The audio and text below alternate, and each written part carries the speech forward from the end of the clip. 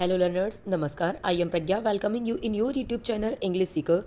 Today I will discuss about the second chapter of the book Flamingo and that title is Lost Spring. This chapter has two stories about. The very first story is Sometimes I Find a Rupee in the Garbage. So we will discuss about it. Both stories are written by the author Anis Jung. So let's see the very first about the author. So Anis Jung is an Indian author, journalist, and columnist for newspapers in India and abroad, whose most known work, Unveiling India, which was published in 1987, was a chronicle of the lives of the women in India, noted especially for the depiction of Muslim women behind the parda.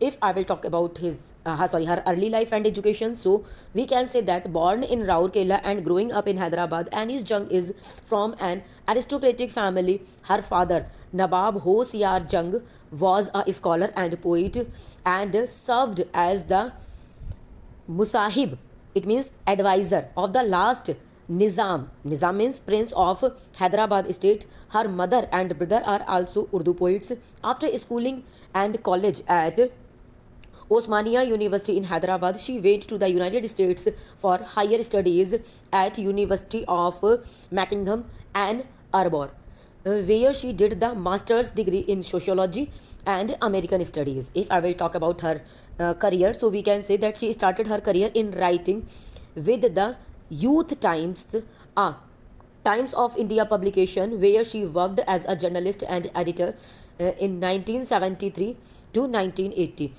She has subsequently worked for the Christian Science Monitor and the International Herald Tribune. Anis Jung lives in Delhi and now she was born in 1944 and now she is approximately 79 years old. So these were the little bit information about her. If you want to know about something more about her, so a lot of informations are given in your textbook too, so you can read those informations and this information will help you a lot. So now I am going to discuss about the summary of the chapter, and that title is Sometimes I Find a Rupee in the Garbage. So the author here, this is the story about a character whose name is Sahib. He is a rag picker. So the author comes across Sahib every morning. Sahib left his home in Dhaka long time ago. He is trying to sponge gold in the heaps of garbage in the neighborhood. The author asks Sahib why he does that. Sahib mutters that he has nothing else to do. There is no school in his neighborhood. He is poor and works barefooted. So further you will see that the author also explains about that there are 10,000 other shoeless rag pickers like Sahib. They live in Simapuri on the other edge of Delhi in structures of mud, which roofs of tin and tarpaulins, but devoid of sewages, drainages and running water. They are squatters who came from Bangladesh back in 1971. They have lived here for more than 30 years without identity cards or permit. They have right to vote. They have right to vote. With ration cards, they get grain. Food is more important for survival than identity. Wherever they find food, they pitches their tents that become transit homes. Children grew up in them and become partners in survival. In Simapuri, survival means rag picking. Though the years rag picking has acquired the proportions of a fine art, garbage to them is a gold. It is their daily bread and a roof over their head. Sometimes Sahib finds a rupee or even a 10 rupee note in the garbage heap.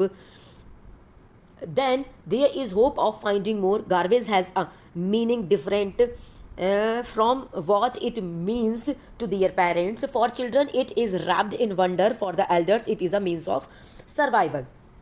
One winter morning, the author The author finds Sahib standing by the fenced gate of a neighborhood club.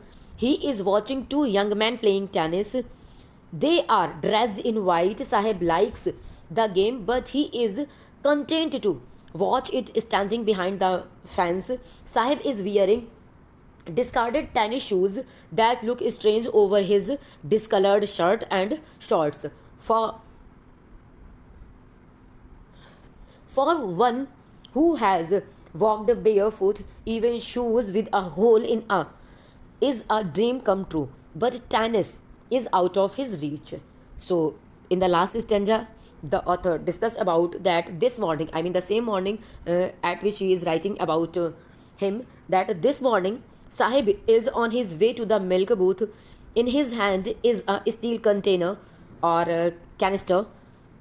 He works in a tea stall. He is paid 800 rupees and all his meals. Sahib is no longer his master. His face has lost the carefree look. He doesn't seem happy working at the tea stall. So, this is the summary of the chapter. I will try to provide you its summary in Hindi too if you have any problem to understand this. So, you can write in comment box. Definitely, I will provide you. So, till then, stay connected. Thank you, all of you.